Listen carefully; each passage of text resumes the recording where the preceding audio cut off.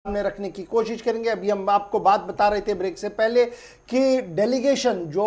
गैर मुल्की सफारतकारों का वफ्द इस वक्त श्रीनगर के अंदर है, थोड़ी देर में वो जम्मू जाएगा। लेकिन अब जरा रुख सरहद के उस पार भी करते हैं, क्योंकि पाकिस्तान के अंदर भी एक और डेलीगेशन से बात की गई है और सफारतकारों के साथ कल पाकिस्तान के दफ्तर खारजा के अंदर बातचीत हुई है और पाकिस्तान के खारजा सेक्रेटरी ने जम्मू कश्मीर को लेकर कल अपनी बात दोबारा से रखी है। कश्मीर दौरे पर जहां पर गैर मुल्की सफारतकार हैं, जम्मू का आज रुख करेंगे। वहीं पाकिस्तान के दफ्तर खारजा ने भी सफीरों के साथ कश्मीर मामले पर बात की है। जम्मू कश्मीर और लद्दाख के अंदर जो मरकजी सरकार की तरफ से तब्दीलियां की गई हैं, फैसला लिया गया था साल 2019 में, उसके मुतालिक तफसीली गुफ्तगू हुई है। और जम्मू कश्मीर का सफीरों का दौरा इस वक्त जो है वो भारत का निजी फैसला है। इस पर भारत की तरफ से भी जरूर रद्द-ए-अमल सामने आया है। जहां पर वफद के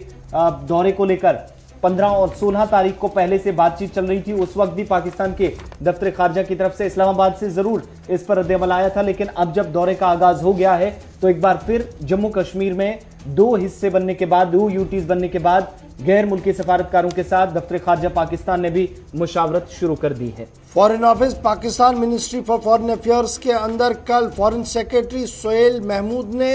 हेड ऑफ द डिप्लोमेट्स जो हैं, उनके डिप्लोमेटिक मिशन के हेड्स जो हैं उनके साथ मुलाकात की है और पाकिस्तान का जम्मू कश्मीर पर नज़रिया वाजिया कर दिया और ये साफ कर दिया है कि जिस तरीके से पार्लियामेंट ऑफ इंडिया की तरफ से कानून को पास करके जम्मू कश्मीर को दो हिस्सों में तकसीम कर दिया गया, पाकिस्तान के मुताबिक ये मुतनाज़ खिता है और अक़वाम मुत्तहिदा की करारदादें जूं की तूं अभी पड़ी हैं। इसलिए इस तरीके का अमल जो है वो खिते के अंदर इंतहाई खौफनाक नतीजे पैदा कर सकता है। ये सोहेल महमूद जो है फॉरेन सेक्रेटरी, उनकी तरफ से ब्रीफ किया गया। साथ साथ ये भी कहा गया कि पाकिस्तान लगातार इस मामले पर एतराज़ करता रहेगा और दुनिया के सामने वो सारी बातें कहता रहेगा जो लगातार वो इससे कबल भी कह रहा था। यानी एक तरफ से जम्मू कश्मीर के अंदर वफ्द था और दूसरी तरफ से सफारतकार जो थे वो फॉरेन ऑफिस पाकिस्तान के अंदर थे और जिन्हें यहाँ बुलाया गया था उन्हीं डेलीगेशन के हेड्स को वहाँ पर बुलाया गया था, उन्हीं स्टेट्स के वहाँ पर हेड्स को भी लाया गया था ताकि ब्रीफ पाकिस्तान भी अपने मौक़िफ़ को कर सके। तो ये पाकिस्तान का रद्द-ए-अमल था जी डिप्लोमेट्स को लेकर जो हम आपके सामने रख रहे हैं। बात जब पाकिस्तान की हो रही है तो आपके सामने एक और बड़ी खबर भी रख दें कि पाकिस्तान और श्रीलंका के बीच रिश्ते बेहतर नहीं है। पाकिस्तान का दौरा करने जा रहे थे इमरान खान और 2 दिन के दौरे के दौरान श्रीलंका की पार्लियामेंट से इमरान खान को करना था खिताब, लेकिन अचानक यू टर्न लिया श्रीलंका ने और उनके दौरे को जहां खुशामदीद कहा लेकिन तकरीर पर लगाई पाबंदी, कहा कि पार्लियामेंट के अंदर इमरान खान नहीं करेंगे तकरीर क्योंकि जम्मू कश्मीर के मामले को वो अपने ऐवान के अंदर नहीं उठाना चाहते हैं। 22 फरवरी को दौरे का आगाज होना था और तकरीबन 3 दिनों के बाद यानी 24 फरवरी को जब ऐवान के अंदर श्रीलंकन पार्लियामेंट के अंदर इमरान खान को इसी दौरे के अंदर एक अहम कड़ी थी जब यहां पर उन्हें बोलना था, खिताब करना था, लेकिन उससे पहले ही श्रीलंका हुकाम की तरफ से इमरान खान को झटका दे दिया गया है। 2 दिन के दौरे पर इमरान खान तो जा रहे हैं, श्रीलंका के अंदर खिताब भी वो कर सकते थे, लेकिन इन सब के बीच में कश्मीर का मसला उन्होंने उठाना था जिस पर श्रीलंका के ऐवान में मसला न उठाने की बात कही गई है और श्रीलंका की हुकूमत चाहती है कि उनके ऐवान के अंदर 24 तारीख को जो उनका एड्रेस है, जो खिताब पार्लियामेंट के अंदर श्रीलंका में होना है कोलंबो में, उसमें कोई भी मसला कश्मीर पर बात नहीं होनी चाहिए। इसलिए श्रीलंका की तरफ से अपना रद्द-ए-अमल साफ कर दिया गया है। कोविड-19 की वजह से जो इस वक्त सूरत हाल बनी है, जरूर उन मामला पर भी, इन सब के बीच में कश्मीर का मामला भी इमरान खान की स्पीच का हिस्सा होना था, लेकिन श्रीलंका ने फिलहाल मसला कश्मीर को ऐवान में न उठाने का फैसला करते हुए इमरान खान का जो खिताब था पार्लियामेंट के अंदर वो मनसूख करने का ऐलान कर दिया है।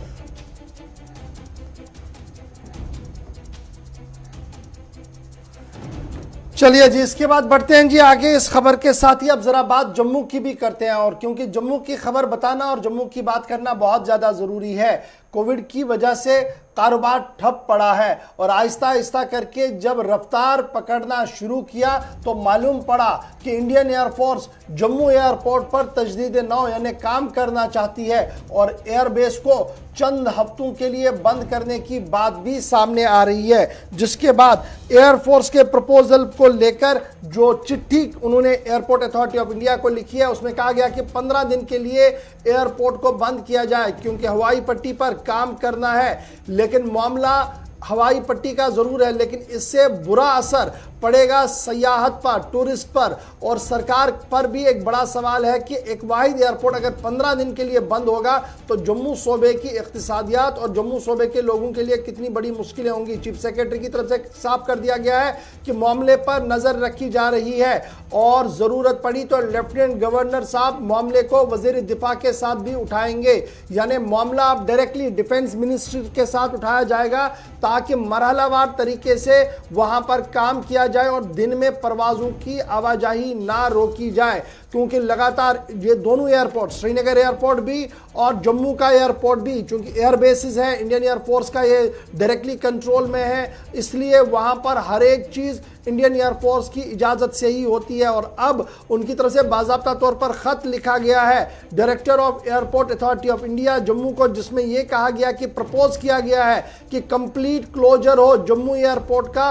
क्योंकि रनवे 15 दिन के लिए बंद करना पड़ेगा मार्च 6 2021 से मार्च 20 2021 तक, ताकि जो DAC सेकेंड लेयर है रनवे का उसे मुकम्मल किया जाए। तो एक तरफ से चिट्ठी आई है, हतमी फैसला अभी नहीं है, लेकिन इंतजामिया के अंदर यह चिट्ठी आने के बाद काफी ज्यादा हड़बड़ी मची हुई है और साथ साथ मामला अब सबकी नजरें लेफ्टिनेंट गवर्नर साहब पर है कि वो डिफेंस मिनिस्टर के साथ यह मामला उठाए ताकि वहां पर क्लोजर ना हो, यानी किसी भी तरीके से एयरपोर्ट वहां पर बंद ना हो। बड़ी मुश्किल से सयाहों का रुख जम्मू की ओर हो रहा है और इस बीच बड़ी खबर यह कि एयरपोर्ट बंद हो सकता है कामकाज की वजह से। 5 मार्च से 15 मार्च तक बंद करने का फैसला, लेकिन इशफाक इसमें IAA यानी जो एयरपोर्ट अथॉरिटी ऑफ इंडिया है उसने फैसले की मुखालफत की है, इस तजवीज़ की मुखालफत की है ताकि जो कहीं पर मुश्किलात पेश ना आए। तकरीबन 2 महीनों के बाद, माफ कीजिएगा 2 बरसों के बाद जम्मू कश्मीर के अंदर कोशिश ये थी कि आहिस्ता आहिस्ता सैलानी आए और वाहिद ये रास्ता था जब आपके पास ट्रेन सर्विसेज भी कोविड की वजह से और उसके बाद किसान आंदोलन की वजह से बंद पड़ी हैं और दूसरी तरफ ट्रांसपोर्ट का जो निज़ाम था वो मुकम्मल तौर पर तातुल का शिकार है। तो ऐसे में दोबारा एक कोशिश जो थी फिलहाल के सयाहों को वापस लाया जाए जम्मू कश्मीर की तरफ, लेकिन एयरपोर्ट बंद होने से एक भारी नुकसान होने का भी खदशा जाहिर किया जा रहा है। हमारे साथ इस वक्त अरुण गुप्ता साहब हैं, Jammu chamber of commerce and industries के सदर हैं। बहुत शुक्रिया अरुण साहब ज्वाइन करने के लिए। किस तरीके से अभी इस फैसले को आप देखते हैं, चूंकि जिस नुकसान से निकलने की कोशिश की जा रही थी आहिस्ता आहिस्ता, सिर्फ एक ही वे ऑफ ट्रांसपोर्ट था, एक ही सोर्स बचा था, उसको भी अगर फिलहाल बंद कर दिया जाता 15 दिनों में, तो क्या इसके नेगेटिव इंपैक्ट पूरे जम्मू कश्मीर पर पड़ सकते हैं आपकी नजर में? जी बिल्कुल, इसके नेगेटिव इम्पैक्ट तो पड़ने ही वाले हैं। देखिए, ये सरफेस का काम जो है ये तो रात को भी हो सकता है। नाइट में अगर इस पर अंजाम दिया जाए तो कम से कम दोपहर को हमारी फ्लाइट्स जो हैं वो तो नहीं बंद होंगी ना, और अगर फ्लाइट्स बंद होती हैं तो टूरिस्ट नहीं आ सकेगा। इवन जो बिजनेसमैन यहाँ से दिल्ली और दिल्ली से वापस आते हैं वो नहीं जा सकेंगे। इवन जो इम्पोर्टेंट पर्सन हैं, अभी देखिए यहाँ पर मैं देख रहा हूँ फॉरेन जो डेलीगेशन यहाँ पर आया है, इसी तरह के और भी लोग जो है यहाँ पर आना चाहते हैं, और ये सारी चीजें जो हैं ये कंप्लीट बंद होंगी। और मुझे लगता है कि इस चीज को इनको ये जो इन्होंने सरफेस का एक बहाना तो बनाया हुआ है, इसको रनवे में अगर ये करना चाहते हैं काम तो रात को करें ना, किसी को कोई तकलीफ नहीं है। लेकिन अगर ये दोपहर को करते हैं और फ्लाइट्स बंद हो जाती हैं तो इसका नुकसान जो है ये जम्मू के लोगों को होगा, स्पेशली जम्मू के लोगों को, और टूरिस्ट सेक्टर को स्पेशली इसका नुकसान होगा। क्योंकि इस दौरान में अभी जो टाइम है, बेसिकली अगर हम देखें तो लोगों के पेपर वगैरह जो है, ऑनलाइन पेपर या जो भी होते हैं, एग्जाम वगैरह जो है कंप्लीट हो जाते हैं, और फैमिलीज जो हैं वो पिलग्रिम टूरिस्ट जो है स्पेशली जो हैं वो यहाँ पर आना शुरू हो जाते हैं in the month of March जी। तो ये जो है ये हमें काफी एक सेटबैक होने वाला है, और मैं लेफ्टिनेंट गवर्नर साहब से भी और डिफेंस मिनिस्टर साहब से भी यही अनुरोध करूंगा कि भाई ये चीज जो है उसको रोकें, और ये जो अपना काम है जो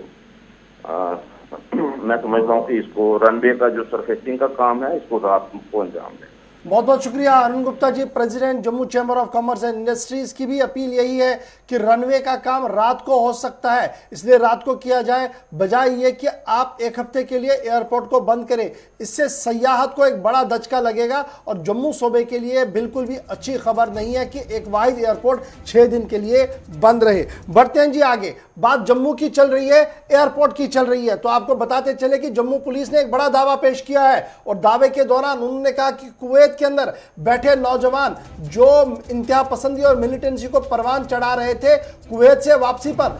जम्मू एयरपोर्ट पर उन्हें गिरफ्तार किया गया है। मेंढर पुंछ से इस नौजवान का ताल्लुक है। कुवैत से नौजवानों को मिलिटेंसी की तरफ रागिब कर रहा था, समाजी राब्ता साइटों का इस्तेमाल करके। धारगलून मेंढर से इसका ताल्लुक है और गिरफ्तारी कहां हुई है? जब मुंबई से वो जम्मू एयरपोर्ट पहुंचा था, यानी कुवैत से वापसी पर जम्मू के अंदर उसे धर दबोचा गया, जिसकी तलाश काफी वक्त से थी। इंतहाई मतलूब तरीन बताया जा रहा कि ये वो तस्वीर भी उस नौजवान की जो कि कुवैत के अंदर काम करता था, लेकिन सिक्योरिटी एजेंसीज के पास जिस तरह के इनपुट्स थे कि कुवैत में बैठकर सरहदी जिला पुंछ का एक नौजवान जो कि मिलिटेंसी की तरफ नौजवानों को रागिब कर रहा था, इस तरह के कमेंट्स मैसेजेस उसके पर्सनल अकाउंट से, धारगलून से ताल्लुक, लेकिन ट्विटर से लेकर फेसबुक तक ऐसे ऐसे कमेंट्स, ऐसी पोस्ट और इस तरह के कुछ ट्वीट्स उसकी तरफ से किए गए थे या ऐसी पोस्टें शेयर की गई थी जिससे मुल्क मुखालिफ सरगर्मियों में होने का इल्जाम उस पर बताया लगा था और इनमें मुलविस होने की पादाश में अब जम्मू के अंदर गिरफ्तारी हुई है, जहां पर मुश्तरका कार्रवाई की गई है, कोऑर्डिनेशन के साथ पुलिस की तरफ से कार्रवाई की गई है। जैसे ही जम्मू एयरपोर्ट पर उतरा तो उसे गिरफ्तार कर लिया गया है। शेर अली नामी नौजवान के बारे में एसएसपी रमेश अग्रवाल का मानना है कि गजनवी फोर्सेस के साथ इसका ताल्लुक है और मकामी नौजवानों को मिलिटेंसी की ओर उकसा रहा था और लगातार इंटेलिजेंस एजेंसियां इस पर नज़र रखे हुए थी। और जब यह क्लियर हुआ कि इसके पास कोई हथियार नहीं है और मुंबई इसने लैंड कर दिया है और मुंबई से अब यह बराह रास्त जम्मू के लिए आ रहा है, तो जम्मू पर इसका ताकुब किया गया और जो ही ये प्रवास से नीचे आया तो इसे गिरफ्तार किया गया है जम्मू एयरपोर्ट पर, जिसके बाद इसे बाज़ाब्ता तौर पर गिरफ्तार किया गया है। इसके खिलाफ यानी शेर अली के खिलाफ एक FIR 292/2020 पहले ही रजिस्टर किया गया था मेंढर पुलिस स्टेशन के अंदर, जिसके अंदर यह कहा गया है कि इंतहाई मतलूब है और कई केसेस के अंदर इससे पूछताछ करना लाजमी है। यह बात काबिल जिक्र है कि पिछले कई सालों से कुवैत के अंदर यह काम कर रहा था और वहीं से यह मुख्तलिफ तंजीमों के राब्ते में आया है। पुलिस बयान के मुताबिक शेर अली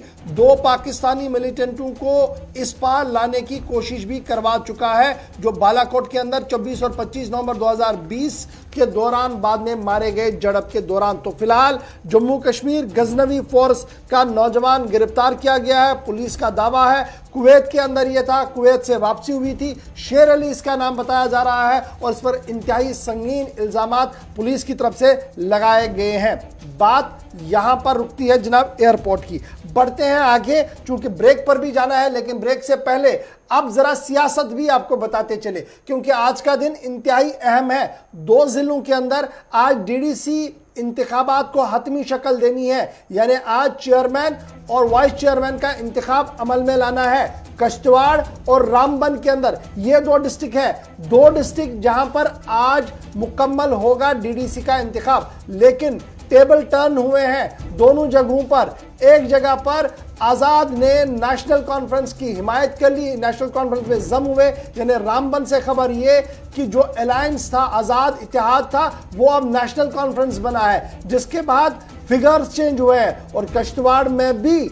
आज DDC चेयरपर्सन का इंतखाब होगा, जहां पर नेशनल कॉन्फ्रेंस अपनी पार्टी और बीजेपी की उम्मीदें किसकी बढ़ाएंगी, उसके लिए हमें इंतजार करना होगा। ग्राउंड जीरो पर चलते हैं, कश्तवाड़ भी चलेंगे, रामबन भी चलेंगे, ताकि आप जमीनी सूरत हाल से रूबरू हो जाएंगे कि इन इंतखाबात के अंदर क्या कुछ पिछले 24 घंटों के दौरान हुआ है। सबसे पहले रामबन, क्योंकि रामबन में आज़ाद इत्तेहाद के हाथ में चाबी थी, लेकिन अब ताला और चाबी सीधे नेशनल कॉन्फ्रेंस के पास चली गई है और कांग्रेस देखती रह गई है। क्या वाकई यही सूरत हाल है? इस पर गुफ्तगू के लिए नदीम के पास चलते हैं। नदीम, नेशनल कॉन्फ्रेंस और इत्तेहाद कि जो नौ मुंतखबा मेंबर्स थे अब नेशनल कॉन्फ्रेंस में चले गए हैं। कल हमने इस पर थोड़ी सी गुफ्तगू रात को की थी, लेकिन इस वक्त क्या कुछ ताज़ा खबर है? क्योंकि थोड़ी देर के बाद उन सबको अब डिप्टी कमिश्नर के दफ्तर आना है जहां पर आज इंतखाब है। लेकिन अच्छी बात यह कि अब वो क्वारम उतना नहीं है जितनी ज़रूरत होनी चाहिए, उसमें भी नरमी है।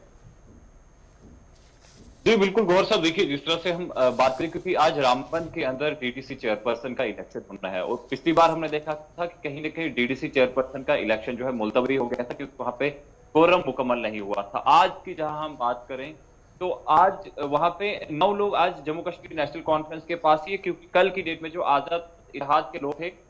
उन्होंने नेशनल कॉन्फ्रेंस का दामन थामा है। वहीं अगर हम दूसरी तरफ देखें, क्योंकि आज तो नेशनल कॉन्फ्रेंस का ये दावा है कि चेयरमैन और वाइस चेयरमैन हमारा होगा, लेकिन दूसरी तरफ हमने ये भी देखा कि जहां हमारी कल कांग्रेस के लोगों से बात हुई थी तो कहीं ना कहीं उन्होंने कहा था कि बाहर रहेंगे, लेकिन आज जो डीडीसी जिन्होंने इलेक्शन जीता है कांग्रेस में, आज वो लोग हैं, उनसे हमारी बात हुई तो उनके मुताबिक वो भी आज जाएंगे, वो अपने वोट का इस्तेमाल करेंगे। तो जहां तक डिप्टी चेयरमैनशिप का उनके जो जम्मू कश्मीर नेशनल कॉन्फ्रेंस के साथ एक अलायंस हुआ था उसको लेकर वो डिप्टी चेयरमैनशिप के लिए वो अपना नॉमिनेशन भी फाइल करेंगे जम्मू कश्मीर नेशनल कॉन्फ्रेंस की तरफ से। तो ये सब चीजें अभी कहीं ना कहीं क्लियर होते हुए नजर आ रही है और 6 घंटे में यानी 11:30 के आसपास वहां तक हम जो भी काउंसिलर्स है डिस्ट्रिक्ट एडमिनिस्ट्रेटिव कॉम्प्लेक्स के जो कॉन्फ्रेंस वहां ये सब सिलसिला जो है शुरू होगा। लेकिन बड़ा इंपॉर्टेंट ये है कि देखिए मेजॉरिटी जो है वो नेशनल कॉन्फ्रेंस के हक में चली गई है। ये जो डिप्टी चेयरमैन या वाइस चेयरमैन ओहदे के लिए कांग्रेस अपनी नामजदगी देगी, क्या ये सिर्फ फॉर्मेलिटी है या जो मुआहिदा नेशनल कॉन्फ्रेंस के साथ तय पाया गया था उसके तहत डिप्टी चेयरमैन का पोस्ट उन्हें दिया जाएगा? जी बिल्कुल, देखिए गौर साहब, ये तो कल क्लियर हो गया था जम्मू कश्मीर नेशनल कॉन्फ्रेंस की तरफ से और उन्होंने ये कहा था कि ऑफिशियली उन्होंने अनाउंस किया कि डॉक्टर शाद खान जो है उनके नेशनल कॉन्फ्रेंस की तरफ से चेयरपर्सन की उम्मीदवार होंगी, जबकि वाइस चेयरमैन की उम्मीदवार जम्मू कश्मीर नेशनल कॉन्फ्रेंस की जो आजाद इत्तेहाद से जम्मू कश्मीर नेशनल कॉन्फ्रेंस में गई है राबिया राशिद बेग। कहीं न कहीं जम्मू कश्मीर नेशनल कॉन्फ्रेंस ने तो कांग्रेस को दूर करने की बात की, लेकिन कांग्रेस का ये कहना है कि जो मुआहिदा हुआ है हम उस पर अभी भी अमल करे हुए हैं और इसी को लेकर आज जो डिप्टी चेयरमैनशिप के लिए जम्मू कश्मीर कॉन्फ्रेंस जो प्रदेश कांग्रेस कमेटी है उनकी तरफ से नॉमिनेशन फाइल किया जाएगा और उनका ये कहना है कि हमारा मुआहिदा हुआ और हम मुआहिदे पे बराबर है और वोट भी हम चेयरमैन का जो वोट है वो हमारा vote Jammu Kashmir national conference को ही होगा। चलिए जी, बहुत शुक्रिया नदीम हमारे साथ ज्वाइन करने के लिए। नेशनल कॉन्फ्रेंस को वोट की अब जरूरत नहीं पड़ेगी क्योंकि नंबर उनके पास बहुत ज्यादा है, लेकिन फिर भी कांग्रेस अभी भी इत्तेहाद के अंदर रहना चाहती है, इस तरीके की खबर जो है वो सामने आ रही है। फिलहाल बढ़ते हैं जी किश्तवाड़, क्योंकि किश्तवाड़ के अंदर दिलचस्प मामला बन रहा है। नेशनल कॉन्फ्रेंस के अलग हुई खातून उम्मीदवार वो भी मैदान में है, अपनी पार्टी को उम्मीदें हैं, बीजेपी को उम्मीदें हैं, लेकिन उम्मीदों के बीच हमारे नुमाइंदे क्या कुछ सेंस कर पा रहे हैं? हमारे साथ अजय शान भी किश्तवाड़ से है। अजय, अपडेट कीजिएगा कि आज का दिन बड़ा इंपॉर्टेंट है जी, दोबारा वहां आज बुलाया गया है, टाइम लगभग 11 साढ़े 11 का दिया गया है, लेकिन उससे पहले सियासत कैसे आप देख रहे हैं? ये जो सियासत का शतरंज बिछा है, कौन आगे है कौन पीछे है अभी? देखिए गौर जी, देखिए जैसे पहले ही कांग्रेस और नेशनल कॉन्फ्रेंस ने एक अलायंस बनाया था और उनके पास फिगर्स भी थी, लेकिन नेशनल कॉन्फ्रेंस की ही एक डीडीसी सदस्य जो थी वो अपनी पार्टी में शामिल हो गई। बेशक कोरम कम हुआ उस दिन, लेकिन अभी भी स्ट्रेंथ नंबर वाइज उनके पास है। लेकिन जिस तरह से हालात ग्राउंड में देखे जा रहे हैं कि कई मेंबर्स के मोबाइल फोन स्विच ऑफ है और वो ट्रेस नहीं हो पा रहे हैं, क्योंकि एनसी को डर है कि जिस तरह से म्यूनिसिपल कमेटी के जो चेयरमैन के खिलाफ एक नो कॉन्फिडेंस मोशन लाया गया और उसमें अपनी पार्टी का काफी रोल देखा गया, तो उनको इस बार फिर खतरा है कि जो आज पोलिंग होगी कहीं उनके लोग स्किप ना करें या किसी और पार्टी में जंप ना करें। खासकर क्रॉस वोटिंग को लेके काफी चर्चाएं किश्तवाड़ में है, लेकिन इसको कंफर्म करने के लिए कोई फोन नहीं उठा रहा है, सब स्विच ऑफ करके बैठे हुए हैं। ठीक है जी अजय, बड़ा इंपॉर्टेंट ये है, अगर क्रॉस वोट होता है तो किसके तारे बुलंद आपको नजर आ रहे हैं? देखिए अपनी पार्टी दावा कर चुकी है, जब से उनके पास एक डीडीसी मेंबर जो नेशनल कॉन्फ्रेंस की थी शरीफा बेगम, उन्होंने ज्वाइन किया तो डीडीसी चेयरमैन के लिए उन्होंने भी अपना दावा ठोक दिया। उन्होंने कहा कि हम अपना कैंडिडेट उतार रहे हैं, हालांकि उनके पास अपना कोई कैंडिडेट नहीं था, एक ही कैंडिडेट उनके पास है। वो बीजेपी के 3 कैंडिडेट्स के सहारे आगे बढ़ रहे हैं या और कोई भी उनके राब्ते में है। इस तरह की कई चर्चाएं यहाँ पर चल रही है कि हो सकता है कि एनसी और कांग्रेस के कुछ लोग उनके कॉन्टेक्ट में हो, लेकिन उस सब से बचने के लिए कांग्रेस और एनसी कहीं ना कहीं डिफेंसिव मोड में दिख रही है, जो कि पहले आंकड़ों के वजह से काफी उनके में काफी उम्मीदें थी, लेकिन फिलहाल वो डिफेंसिव होते हुए नजर आ रहे हैं। जी चलिए, बहुत शुक्रिया अजय, आप नजर बनाए रखें। जब चुनाव मुकम्मल होंगे दोबारा आपके पास आएंगे तो ये आप समझ सकते हैं कि रामबन के अंदर क्या कुछ हुआ और किश्तवाड़ के अंदर किस तरीके से सियासत आगे बढ़ रही है। इन दोनों जिलों के अंदर आज फाइनल मैच है, चेयरमैन और डिप्टी चेयरमैनों का इंतखाब होना है। पल पल का अपडेट आपको जरूर बताएंगे, लेकिन सियासत से हटकर और भी मामले हैं और जरा बात तालीम की भी आपको बताते चले, क्योंकि एजुकेशन का मामला इन दिनों बहुत ज़्यादा सुर्खियों के अंदर है। जहां निजी स्कूलों के लेकर पिछले दिनों हमने आपको खबर बताई थी, वहीं पर सरकार का जो एटीट्यूड टुवर्ड्स एजुकेशन है और जिस तरीके से वो निज़ाम चला रहे हैं उस पर हर दिन सवाल उठ रहे हैं। खबर बांडीपोरा की है, जिस ज़िले को इंतहाई खूबसूरत ज़िला माना जाता है और इल्म व अदब के हवाले से ये एक बड़ा ज़िला भी माना जाता है, लेकिन इन दिनों इस पूरे ज़िले के अंदर एजुकेशन का निज़ाम इतना बेहाल है कि दर्जनों स्कूल प्रिंसिपलों और सरबराहान से जम्मू कश्मीर के अंदर 100 से ज्यादा ऐसे, पहले ही हमने आपको इदारों की एक फहरिस्त बताई थी जहां पर बिना प्रिंसिपल्स के, बिना सरपरस्ती के ये तमाम इदारे चल रहे हैं। लेकिन एक वाहिद जिला शुमाली कश्मीर का बांडीपुरा के अंदर, जहां पर आज भी 25 हाई स्कूल हैं, 16 हायर सेकेंडरी स्कूल्स हैं जिनका कोई सरबराह नहीं है, कोई भी हेड नहीं है। वहीं डाइट, जिसका खुद एक बड़ा काम है, बड़ी जिम्मेदारी डिस्ट्रिक्ट के अंदर है, उसका भी हेड नहीं है। 6 HOD, 16 लेक्चरर्स, इस वक्त पोस्टें जो है खाली असामियां जिले के अंदर आज भी मौजूद हैं। मुख्तलिफ ऐसे स्कूल जो जिला हेडक्वार्टर से चंद किलोमीटर की दूरी पर हैं, लेकिन आज भी सरबराहों के बिना चल रहे हैं। और एजुकेशन महकमे को किस तरीके से आर्जी बुनियादों पर चलाने में मुतलका हुकाम मसरूफ नजर आ रही है। ये कुछ दिन पहले 100 से ज्यादा स्कूल्स की एक लिस्ट भी आपके सामने रखकर तस्वीर हमने साफ कर दी थी, लेकिन बांडीपुरा सिर्फ एक डिस्ट्रिक्ट का हाल देखिए, दर्जनों स्कूल बिना सरबराहों के चल रहे हैं और अल्लाह वाले ने कर दिया गया है। डाइट बांडीपुरा अपने इस वक्त भी अफादियत खो रहा है, जिसकी वजह से निजाम पर काफी ज्यादा सवाल उठ रहे हैं। इस वक्त 30 से ज्यादा ऐसे, चाहे वो हायर सेकेंडरीज हो चाहे वो हाई स्कूल्स हो, कुल मिलाकर 30 से 40 तक की तादाद बन जाती है। वहीं आप खाली असामियों को जब देखते हैं तो इस वक्त भी 22 के करीब ऐसी असामियां, जिनमें 6 हेड ऑफ डिपार्टमेंट्स हैं, 16 लेक्चरर्स की पोस्टें हैं जो खाली पड़ी हैं। वहीं नई पॉलिसी, नई एजुकेशन पॉलिसी जो है वो महकमे के अंदर जरूर मुतलका हुकाम की तरफ से अवेयरनेस प्रोग्राम जिनका इनेकाद अमल में लाया गया, लेकिन उन खाली असामियों को पुर करने में महकमा अब तक नाकाम साबित रहा है, जो कई वर्षों से इस जिले के अंदर खाली पड़ी हुई है। डाइट की जहां तक आप बात करेंगे, नए तालीमी पॉलिसी के मुतारिफ होने के बाद डाइट का एक बुनियादी रोल बन रहा है और डाइट जिस तरीके से इसको कैजुअल लिया जा रहा है उससे अपनी इफादियत खो रहा है। हज़ारों करोड़ रुपए का बजट, लेकिन उसके बावजूद भी महकमा तालीम बुरी तरह से नाकाम हुआ है इन HODs, लेक्चरर्स, प्रोफेसर्स की भर्ती करवाने के हवाले से और उनकी तकर्रुरी करवाने के हवाले से, और जिसकी वजह से अब बच्चे आने वाले दिनों में काफ़ी परेशानियों का शिकार होंगे। ये एक ज़िले का हाल नहीं है, श्रीनगर का हाल भी बेहाल, गांदरबल का हाल भी बेहाल, और इसी तरीके से और भी अजला से इसी तरीके की शिकायतें और खबरें आ रही है कि निज़ाम जो है वो बुरी तरह से मफलूज हो रहा है और हुकूमत के पास कोई जामिया पॉलिसी, कोई वाइट पेपर अभी तक भी नहीं है जिसे वो सामने रखकर ये कहे कि ये पॉलिसी है और इस पॉलिसी से आने वाले 10 दिनों 15 दिनों के अंदर मामला सुधर सकता है। हर दिन खराब सूरत हाल सामने आ रही है। छोटे से ब्रेक के लिए यहां पर रुक रहे हैं, ब्रेक के उस पार आएंगे तो सूरत हाल की बात चल रही है तो आपको बताएंगे कि याद माजी बड़ी अजाब है यारब, छीन ले कुव्वते हाफिजा मेरा। क्यों हम ये बता रहे हैं, छोटे से ब्रेक के बाद।